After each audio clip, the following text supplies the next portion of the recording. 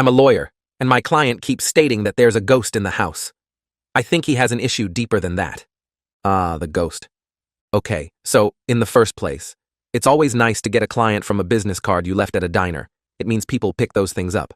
However, when leaving business cards at diners in certain areas of town, I should expect some issues. This call came through on a dreary December day as I was sipping coffee and watching the snow fall. The caller ID read that it was the local hospital, and as I picked up, I spoke to a rather frantic young man who informed me he was being held against his will and he needed an attorney to help him. When I asked where he was, he simply said, "The 5th floor." While this may sound innocuous, every hospital has a 5th floor, where Napoleon roams the halls freely, and the residents speak to their imaginary friends who may, or may not, have been an influencing factor in why they decided that clothing was a way for the government to track them, and therefore the only solution was to create poop pants to throw off the monitoring ability of the CIA. Long story short on this portion, within an hour of the call, a friend had dropped off my fee, and I was en route to the 5th floor to meet with my new client. I assumed it would be an involuntary committal defense, and after speaking with my client I gauged that, while the man was most definitely in need of mental care, he was not a danger to himself or others, and was unlikely to be one. He had, in my opinion, been forced to agree to being committed by his probation officer, and frankly I wasn't going to let that stand. I got the name of some contacts from his treatment plan who were willing to vouch that he had, until recently, been compliant with his medications, and contacted his social worker who was able to confirm that, yes, since he had ceased taking the medication due to an inability to afford the medications, the county would assist him with it. A slam dunk. I would simply swing my big lawyer dick around the mental ward and get him released, then appear in the court to defend against the involuntary committal. Within 24 hours of being committed, my client was back at home. A hearing was set a couple weeks in the future, and I did daily checks to be certain he was compliant with his medication leading up to the hearing, until the one day I didn't. A call from the local police was my tip-off. An older officer, one I was familiar with, called to advise they had responded to a disturbance at my client's home. He apparently had been screaming in an empty room loud enough that the neighbors were concerned and called the police. The police officer, a friendly sort, gauged the situation and decided my client wasn't a threat, but asked what the situation was. "The ghost," my client had responded. "The ghost won't get out and it won't leave me alone." "Well," said the officer, "I can tell it to leave." So he did. He told the ghost to leave, and then, apparently for shits and giggles, told him that it was a civil matter if the ghost refused to leave, and therefore an attorney would need to be contacted, at which point my client dropped my name, which resulted in the cop giving me a heads up. So I call my client, who is inconsolable at the concept of sharing his home with the ghost. Keep in mind, I've been to this guy's house. This is the first I've heard of a ghost. But there is a competency hearing on the horizon, and this will not play well in front of the judge. The cop said it's a civil matter, my client repeated about the 18th time after I told him I was not in fact a priest, but was a lawyer and didn't know how to perform an exorcism. "What do you want me to do?" I snapped a bit. "Evict it?" There are moments in time when you should keep your mouth shut. This is one of them, because the immediate response was, "Can you? That'd be great." Well, shit. So, long story short, I ended up driving out there with a mock-up notice to quit, addressed to any spirits in possession of the property located at 1313 Mockingbird Lane without any authority under color of law, advising them that their possession was unlawful in nature, and ordering them to quit and surrender the premises, or any portion thereof, within 15 days of the date of this notice. As I was obviously unable to obtain personal service via hand delivery, I had my client direct me to the portion of the premises the ghost occupied, an empty spare bedroom, and made service by posting the notice to the door of the room.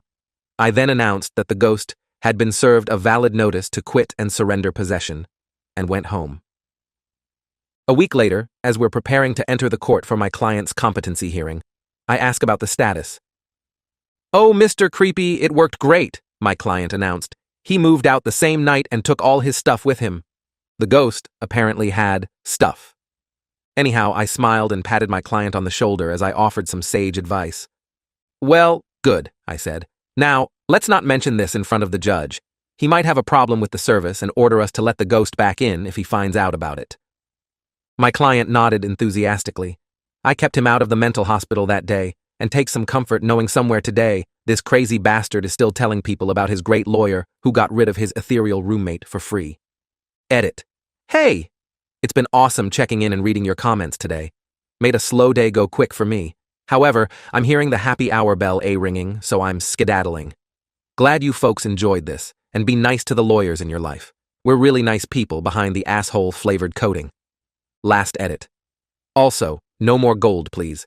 If you really are itching to spend that money cause you like this, go ahead and send it to a place like Horizon House, which can help people like my client in the above post, okay? Remember, folks, the mentally ill are actually ill and deserve just as much help as anyone else. Story 2. My husband refused to answer my calls while I was in labor, and my brother played a horrible prank. Now my husband, if furious, I won't cut him off. My husband and I got in a fight prior to my daughter's birth a week ago, when he casually suggested a paternity test for our daughter when she was born. To be clear, this was completely out of the blue, with no wanting or reason. I'm a homebody who works remotely, with no male friends other than my brother. I told him that he was accusing me of infidelity, and he said he just wanted to be sure, and kept bringing it up until I told him, after 3 days of him asking and the stress starting to make me physically ill, that I didn't want to talk to him and left to my brother's house. And I called him while I was gone and tried to work it out, but he refused. After all this, I went home the next day to grab some things while he was at work, and I went into labor. I called him 16 times. Before calling my brother, who called him another half a dozen times himself while on the way to pick me up and then on the way to the hospital. It was a horrible and traumatic birth. I started crowning in the car, and the doctor delivered my daughter in the back of my brother's van because I was too far along to move me, before rushing me in when I kept bleeding. It was horrible. I hated it all. My brother's wife, who is a nurse, even told me she honestly thought I wouldn't make it. I also opted for a hysterectomy as it came to that, or something more dangerous. I only ever wanted one or none, but my husband wants a large family. I'm trying to bond with my daughter, but it's been hard. The point is that during this, while I was returning from surgery, 10 hours after I called, my husband finally responded and asked why I hadn't answered his call. However, my brother had my phone and was so angry that he said, "This is Op's brother. I'm at the hospital. She didn't make it," and turned it off. My husband rushed over and got there when I had just woken up and started shouting until the security forced him out. And then didn't get to see our daughter until the next day because I was mostly asleep, and apparently they needed my signature to allow him back. My Sil thinks it was horribly cruel, but that he deserved it. But my brother stands by his prank and says that he only gave my husband 10 minutes of the same fear he had felt at my side for 10 plus HRs. Whenever he sees my husband, he also keeps telling him that I nearly died because we waited for him. My brother used to be mostly indifferent to my husband, but now he absolutely hates him. You can see it in his face whenever my husband enters the room.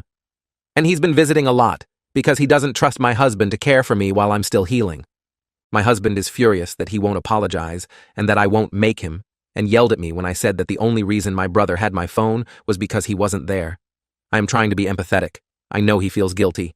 I've spoken to my therapist, and she says the apathy I'm feeling is likely general and not solely focus on him from lingering shock from the trauma. But didn't say much about the prank.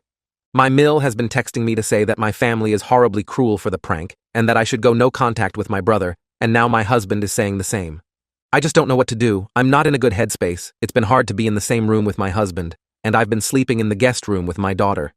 He brought up the paternity once, and I just exhaustedly told him to either get out of my face or go stay with his mom if he's planning on stressing me out even more. I really don't feel myself, and yes, I am taking the likelihood of PPD seriously, and my therapist, who has suggested that it may be PTSD too. However, I just want more opinions because I just don't know. Update. I can't update the old post, but since so many people reached out, I thought I'd make a new one. So, I don't think this will be something we can come back from. I just don't think I'll be able to heal with him, because there is no way he didn't know it was me calling, and he still hasn't told me why he didn't answer. I know I thought I wouldn't decide right away, but I actually don't want to forget how terrible it was waiting on him, thinking he couldn't possibly leave me like that, no matter how angry he was. I took the time to think of that moment before it all went down, and just how grossly betrayed and scared and alone I felt while the contractions were hitting and I was on my knees trying to breathe through the pain while waiting on the phone while it rang, though. And I just don't think there's any coming back for that. I wouldn't want my daughter think it's okay to stay with a man who destroyed her trust that way either. I will be contacting an attorney and will be meeting with them in the coming weeks. We had a prenup, so it hopefully won't be to hellish, I hope. I feel like this situation became even clearer when my friend asked me if I'd still trust him as the one to sign off on my medical papers, and the reaction to that idea was visceral. I wouldn't, And I want him to get off that legality as soon as possible, in fact. There are roommates I had in college would trusted more. I would have never ignored so many calls from him consecutively unless I had told him expressly that I was unavailable at a specific time, and even then. I feel good with my brother and Sil here with me, especially so with her being a nurse and having been there through the birth. It's really helped us bond in a way that we'd never really had time to. I've also finally told my old friends about the baby, and they are alternating to come and help me out for the next little while. None of this even touched the paternity test, but I'll get it for the proceedings, I guess. So I guess he'll get what he wanted. Anyway, I'm safe and well, and my daughter is healthy and happy as a peach and pretty much an angel who is happy to sleep peacefully anywhere and took to the boob with ease, which is such a blessing since everything still hurts. Just making this decision has taken an odd weight off my shoulders, and my SIL has been really helping us bond. Anyway, thank you for letting me write this out. I'm not good at diaries or journals, but writing to people feels different, and it's actually brilliant for the clarity of the situation. Even my therapist said that I seemed clearer and calmer. I might try a diary again, as she suggested. Update 2. Some intro in the case. Popped the paternity test question on me with no reason. We fought for a couple days before I went to my brother's. I was within 2 weeks of my due date. Went into labor, at our house, called him 16 times, Father called him 7 to 9 more. He did not answer. My brother had to pick me up. Had a traumatic birth, was kept bleeding, was lucky to conscious enough to sign for myself to get a hysterectomy when things went wrong. Nearly died. He contacted me 10+ hours later. Unapologetic. Has mentioned the paternity test against the week plus since. Still has not told me why he didn't answer. I will now be going forward with divorcing him, as I no longer trust him as a partner. We do have a prenup. Me with my house and my business, and him with money from his family. I do intend on filing for full custody, as I think his reaction, whether spiteful or not, was dangerous, and as a father missing calls. T3+ in a row could be a life and death situation. Is it always worth investigating infidelity in divorces if it's suspected? And do any divorce lawyers find this all seemingly suspicious in their opinions? I will be contacting my lawyer this week. I will likely be getting the paternity test for the divorce.